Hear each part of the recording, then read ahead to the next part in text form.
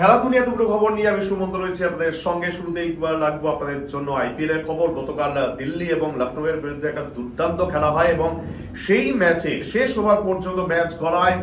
Last ওভারে 6 run বাকি ছিল 6 বলে এবং সেখানে দেখা গেল ঋষভ পান্ট একটা দুর্দান্ত স্ট্যাম্প মিস করলেন এবং পুরো ম্যাচটাই যেন হাতে দিয়ে দিলেন দিল্লির।